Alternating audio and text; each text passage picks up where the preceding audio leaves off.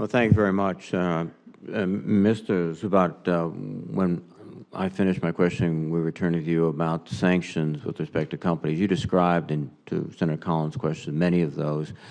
Ultimate response would be, what's the most significant thing you can do in terms of a company that's non-compliant? Have you done that yet? Senator, thank you for the question and for following up on this important issue. As you pointed out in the discussion that you had with Admiral Hellis, within each company, within each ship, the captain is ultimately responsible. We don't have the legal authority, nor would we want to have the authority to go after the captains of individual vessels. Okay? Our sanctions that we have are with the commercial companies themselves. So if you will, there are several bites at this apple if we want to have levers or incentives to make sure that the companies and the individuals, the senior leaders of the companies, are following both the letter and the spirit of what we're trying to accomplish here with addressing sexual violence, coercive behaviors at sea. So for us, it's if they don't meet the standards that they have signed up for, that they have volunteered, and they have said, these are the conditions that we're meeting. If we find that they are not meeting those standards, then we yank the company, the entire company, from compliance.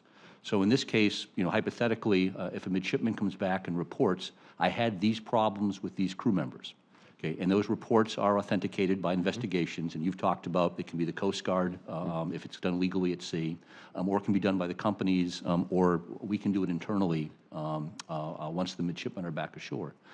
If we have any reason to believe that the company is not taking these issues seriously, has not addressed an issue with an officer, members of their crew, who have inappropriately treated one of our midshipmen, then our sanction, and it's a sanction that we would exercise, is to yank that company from the program.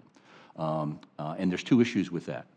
One is, of course, no one of these companies, and these companies, not a single official of these companies was supportive of the SEER stand down.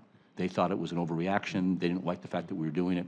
But they all rallied around the idea that this was an opportunity for them to showcase what they're doing to address sexual assault, sexual harassment, and work cooperatively with us to do so. So no one wants to be singled out. There's that shame factor in the industry if we call them out. Then secondly, the core group of the companies that participate in our program, these are companies in the Maritime Security Program. They get a $3.5 million a year, now authorized to a $5 million a year, per vessel subsidy, stipend for participating in the program. They have to meet our standards to participate in that program. So if a company were to be found in default of this and was part of the Maritime Security Program, they could see their participation in the Maritime Security Program jeopardized as well. Thank you very much. Let me just follow up another question. We, I think, appropriately consider the Merchant Marine Academy on the same level as all of our other service academies. But an issue of filling these vacancies, particularly significant vacancies in terms that we've talked about, they're not on that same level. West Point, the Air Force Academy, Annapolis, they have all these positions filled. In fact, I think the superintendents would be raising holy cow if they weren't. Have you brought this issue to the Secretary and said that this is such a critical item that these positions have to be filled immediately? If you will, if we can give you a split answer on that, let me speak first for the Maritime Administration, and then Admiral Hellis can talk about the positions on campus themselves. But yes, not only has it been brought to the attention of Secretary Chow, but Secretary Chow has addressed that. Okay? We've already received exemptions from the hiring freeze from eight of our most critical positions at the Academy, including all 4 of the sexual assault positions. And keeping in mind, this is building from a base of only a couple of years ago, we had 1 full-time sexual assault person. We're now 4, and we're working for as Admiral Hellis described earlier, a legal advisor as well. So, yeah, the Secretary is aware. She's taken action. And Admiral Hellis, I'm going to turn this over to you, but I don't know that it's fair to say that the other schools have not been affected by the hiring freeze. Sir, I don't know to what degree the other institutions have been affected. I can say that we have received exceptions of the 4 positions in the Sexual Assault Program Office. The SEER coordinator is filled. It's been filled since September by a mobilized Navy reservist who had been a company tactical officer for 2 years and then volunteered to stay a 3rd year to get that office up and running. So she is aboard. We have made an offer, and an offer has been accepted for one of the 2 educator victim advocates with an onboard date coming up. The second victim advocate position, we made an offer, was not accepted. It is re-advertised. The sexual assault program manager, the position had to be rescoped to a supervisory position. That position is currently advertised. Some other critical positions, the commandant's position, we're in the midst of interviews right now. Anticipate that we'll be able to make a selection in the next, probably within the next 2 weeks. The dean's position is advertised. It is open for applications through the 14th of April, and again, anticipate that we'll be able to make a selection by late spring or early summer. So we have received exceptions on these critical positions that were tied to the sexual assault program, and we're trying, we're moving forward as expeditious as we can to fill them. Let me ask another question, Admiral. That is that in 2016 cultural assessment, they noted that your lack of authority to hire and fire faculty members goes to the issue of accountability. Do you need specific statutory authority to provide you with the authority to hire and fire people? Because, you can talk to your blue in the face, but if they still have the job after that, that's all you're doing. Senator, that's true. Again, that issue of hiring authorities was also raised by the Middle States Commission. The Maritime Administration has recently delegated to the Academy, to the superintendent, the full authority over personnel actions dealing with faculty members. So I have full hiring authority, and I also have full authority in terms of disciplinary matters in accordance with federal law and regulations. Right.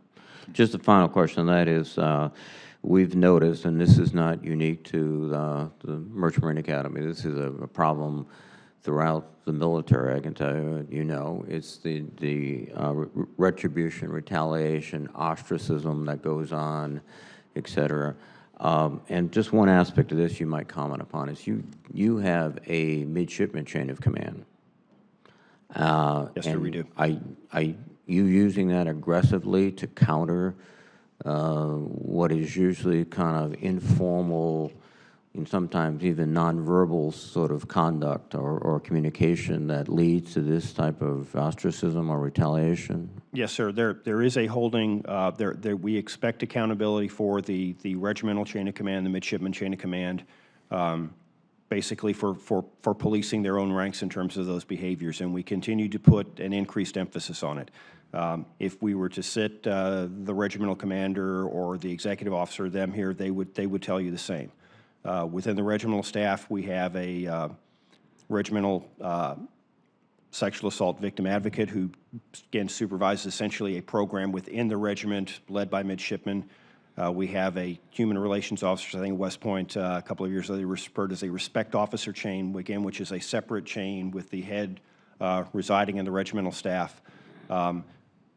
As Senator Collins noted, it's Sexual Assault Awareness Month. Most of the programming put together for this month was put together by the midshipmen, by the human relations officers, and the regimental victim advocate. We'll also talk, another area where we've seen great student involvement is from the athletics department. I would credit our athletics director with stepping up on this issue. The athletics department is sponsoring the It's On Us Challenge campaign on campus, which is ongoing this month. So I'd say that midshipmen are beginning to step up. I think that the actions that we took over the last year to more clearly highlight the issues with the SEER, particularly with the SEER stand down and with the LMI study, and with the findings from Middle States, it has not only increased awareness, but I think that some midshipmen have found it empowering that they can step up. We certainly aren't there yet, but I can see progress over the last year. Madam Chairman, you've been very kind. One of the things I think structural issues, problems that you have, is that from the other service academies, when they deploy cadets for summer and midshipmen for summer training, they can do so that individual females are not in environments where they're with all men, basically.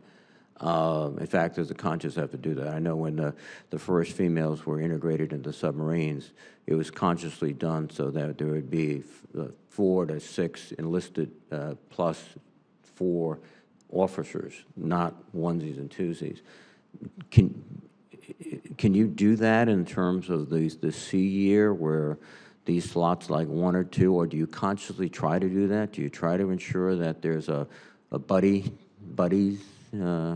basically? Maybe I'm, Senator, when midshipmen deploy to sea, there's always at least 2 on a vessel, so they always have a buddy with them. Okay. We do not prescribe that there's a specific, it's got to be 2 women or it's got to be 2 men. It's essentially a preference to midshipmen. Who do you want? You know, do you have a sea partner? Somebody that you know that you can trust, somebody from a team, somebody from a club, somebody from class from your hometown. But the first choice on sea partner is up to the 2 midshipmen. Of, you know, we want to make this happen. And then consciously do not put people, we consciously single do not. individuals on a ship.